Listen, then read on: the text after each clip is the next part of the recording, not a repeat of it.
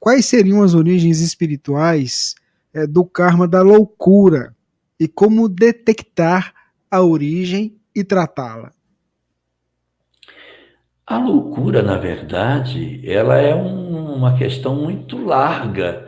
O espectro das chamadas psicoses é muito largo.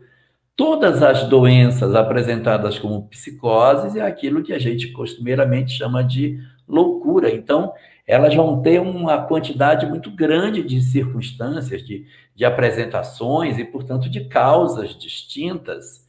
O que se sabe daquilo que a doutrina espírita nos diz é que esse desarranjo do processo mental, ele não ocorre como primeira consequência dos nossos equívocos.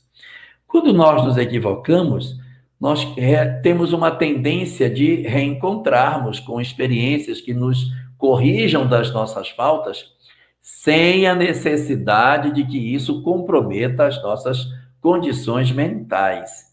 O processo de repetição sucessiva das experiências, sem o efetivo aproveitamento das chances de mudança, é que vão restringindo as opções do espírito para que ele promova um despertamento.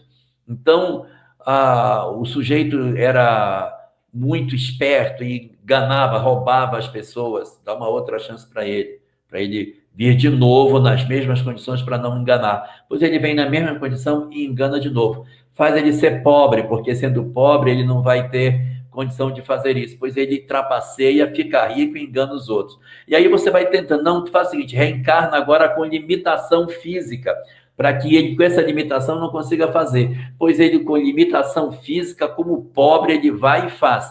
E aí vão se esgotando os recursos. E aí, na medida em que as opções que a lei de causa e efeito possui para oferecer ao espírito uma possibilidade de recuperação, sem que ele precise necessariamente ter uma prova mais pesada, essas provas precisam ser oferecidas. Aí ele vai usando e descartando. Aí, não, isso não funcionou com ele, isso aí não funcionou. Quando vai restringindo, uma hora e diz, olha, vamos tentar uma medida mais traumática, que seria a chamada doença mental. E quando ela alcança o indivíduo, quem está doente mentalmente não é o espírito, é o corpo. Então, muitas vezes você tem problemas que a gente observa que as circunstâncias estão no hardware, no corpo físico. O corpo é doente, o corpo trouxe uma deformidade, o corpo trouxe uma determinada síndrome. E aí você vai apresentar um determinado é, aspecto em termos de comportamento que está relacionado com a questão física.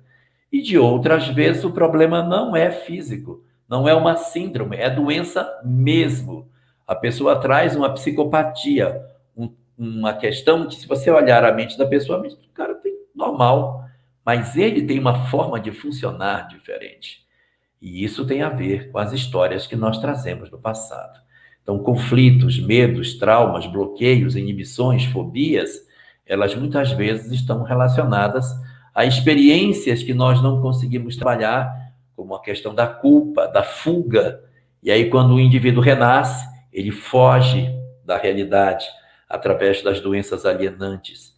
Ele faz um processo de fobia em que ele desenvolve um pânico por determinadas circunstâncias.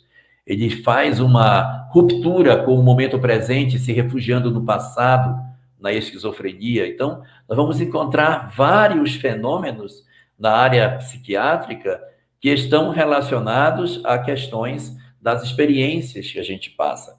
Mas uma coisa que também é importante dizer, não necessariamente os problemas mentais decorrem do passado. Eu posso ter pessoas que reencarnaram numa condição de saúde mental, sem a perspectiva de experimentarem esse tipo de trauma, mas na condução da existência, ela teve uma espécie de experimentação muito forte, e essa experimentação forte ela não conseguiu superar, e ela acaba desenvolvendo uma psicopatia nesse momento. Por exemplo, ela sofre a perda de um filho e ela não se reorganiza mais. Ela tem um trauma muito profundo na área do afeto, do amor, e ela não se reorganiza mais. Aí está no ontem, não, foi do hoje, a história do hoje ela não conseguiu agasalhar dentro de si, então ela se fragilizou através da apresentação de uma doença desse tipo.